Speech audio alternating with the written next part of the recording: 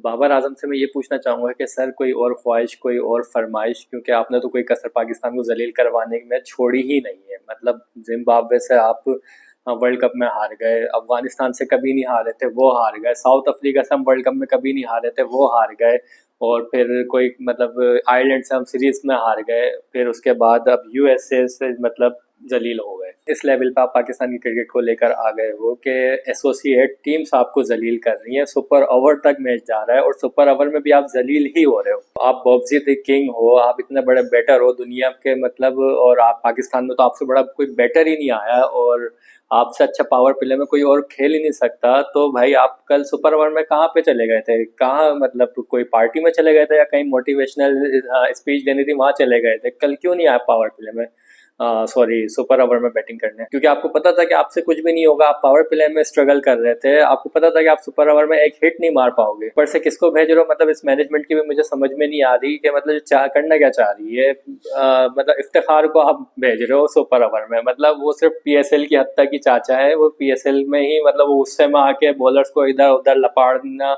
वो पीएसएल में ही कर सकता है। वो मतलब इस लेवल की जो एसोसिएट टीम है उसके अगेंस्ट छक्के नहीं मार सकता वो बंदा। वो सिर्फ पीएसएल के लेवल का, वो इंटरनेशनल लेवल का वो पावर हिटर नहीं है। मतलब उसकी, मतलब उसने टी20 की जितनी इनिंग्स खेली है ना, तो पर इनिंग उसने एक छक्का नहीं मारा है। और फखर जमान, जिससे हम एक्सपेक्ट करते हैं कि वो कुछ भी कर सकता है, वो नॉन स्ट्राइकर एंड पे खड़ा रहा और वो खड़ा ही रह गया मैच। पहली बात तो कि सुपर ओवर तक आना नहीं चाहिए था।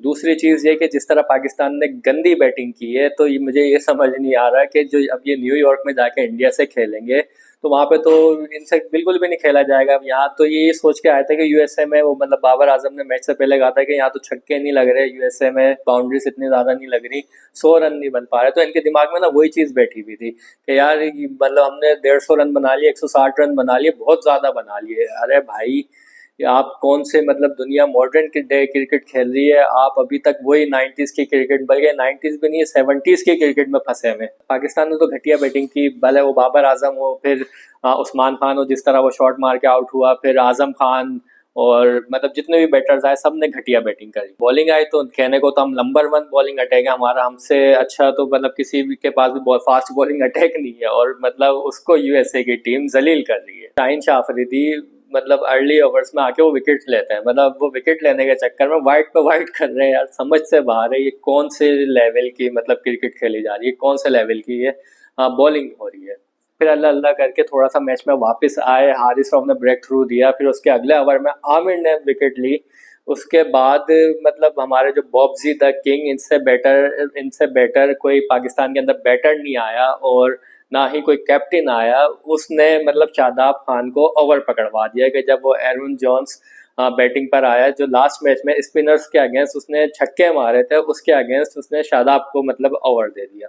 और जो ये हमारे नंबर 1 बॉब्जी द किंग से बेटर कैप्टनसी ना, एक गली का जो कप्तान होता है ना, या जो स्कूल क्रिकेट का जो एक कप्तान होता है, वो कर लेता है। इसको मतलब कैप्टनसी का आज तक सी भी नहीं आया, और ना इसने सीखने की कोशिश की, और ना ये सीखना चाहता है, और ना ये कभी सीखेगा। 4 साल हो गए ये वही गलतियां आज तक करता आ रहा है, और इससे कुछ भी नहीं होना। मतलब 2 ओवर्स में आपको 2 विकेट्स मिल गई थी, तो आपको तो वहां पे अटैक पे आ जाना चाहिए था, कि आपको बस ये था, ये सोचना चाहिए था कि बस मुझे 18 ओवर में ये मैच खत्म करना है। लेकिन वही आदत के मैच को डीप लेके जाना, डीप लेके जाना, और डीप ले जाने में ना ये दफन ही कर दी इन्होंने पाकिस्तान क्रिकेट को ना, कि इतना डीप लेके चले गए कि पाकिस्तान क्रिकेट को इन्होंने कब्र में दफना दफना दिया है। और ये मेरे ख्याल से ये पूरा यूएसए में ये पूरी, मतलब ये मज़ार बनवा के आएंगे पाकिस्तान क्रिकेट का। और अगला मैच है पाकिस्तान का इंडिया से, और वो भी न्यूयॉर्क में। न्यूयॉर्क की पिच सबको पता है कि वहाँ पे किस तरह की मतलब क्रिकेट हो रही है, कि 100 रन भी नहीं बन पा रहे।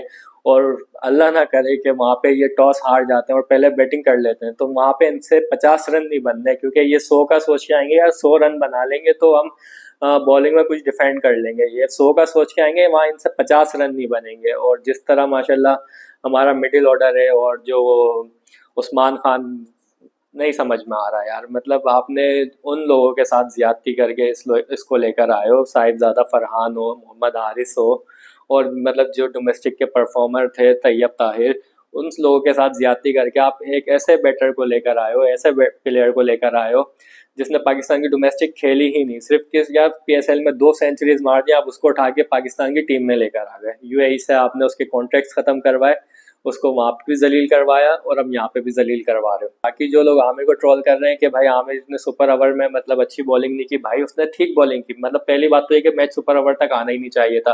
फिर जब उसने सेकंड लास्ट ओवर किया था तो उसके अंदर मुश्किल से उसने 6 रन, मेरे ख्याल से 5 या 6 रन का उसने ओवर निकाला आखिरी ओवर में।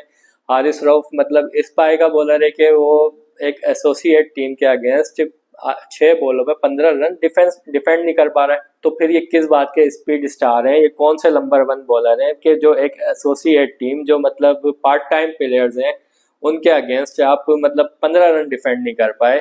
और फिर मैच चला गया सुपर ओवर में। सुपर ओवर में गया तो वहां पे फिर आपको पता है क्या हुआ है कि रिजवान से बॉल्स नहीं पकड़ी जा रही, ओवर थ्रो के रन बने वाइड। चलो मेरे ख्याल से तीन मतलब 12 रन टोटल मेरे हिसाब से बने थे और बाकी जो 6-7 रन एक्स्ट्रा बने क्योंकि ओवर थ्रो पे बने कि रिजवान ने इधर फेंकी, फील्डर ने उधर फेंकी और इस तरह रन्स बनते गए। इस तरह तो अगर पाकिस्तान भी बनाना चाहता ना बना सकता था, क्योंकि यूएसए के बॉलर ने भी, वो मुझे नाम नहीं पता कि क्या नाम है उसका, उसने भी 2-3 वाइड्स की थी। तो वहां पे इफ्तिखार चाचा ना खड़े में बस देख रहे थे, चाहते तो फखर को स्ट्राइक पे लेकर आ सकते थे। मसला ये कि जो हमारे जो चाचा हैं, बुढ़े प्लेयर्स हैं, इनको गेम अवेयरनेस ही नहीं है। ये प्रोफेशनल कहने को प्रोफेशनल क्रिकेटर्स हैं ये, लेकिन इनको आज तक गेम अवेयरनेस ही नहीं आई कि मतलब किस तरह हम क्या कुछ कर सकते हैं और गेम को चेंज कर सकते हैं। मतलब फील्डिंग भी नहीं होनी कि कैच निकल के जा रहा है, खड़े हुए एक दूसरे की शक्लें देख रहे हैं रिजवान और इफ्तिखार।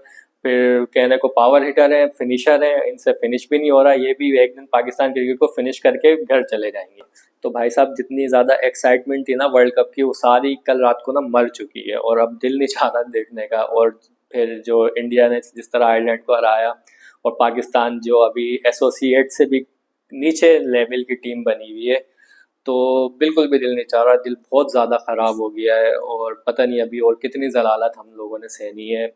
और पता नहीं मतलब अभी आयरलैंड से भी मैच है, कनाडा से भी मैच है, कुछ नहीं पता कि उनसे भी हार जाए, क्योंकि बॉब्जी द किंग की क्या पता ख्वाहिश हो कि मैं कनाडा से भी हारूं, एक रिकॉर्ड बना के जाऊं ना कि भाई एक कैप्टन आया था जो अपने घर में वाइट वॉश हुआ जो कभी नहीं हुए, जो न्यूजीलैंड की डी टीम से हार गया, जो मतलब आयरलैंड से हार गया, जो यूएसए से हार गया, जो अफगानिस्तान से हार गया, साउथ अफ्रीका से वर्ल्ड कप में कभी नहीं हारे, उससे हार गया। तो मतलब क्या पता ये भी ख्वाहिश हो कि मैं दोबारा से क्या कहते हैं आयरलैंड से भी हार जाऊं और कनाडा से भी हार जाऊं। इंडिया से तो वैसे ही हारते आ रहे हैं।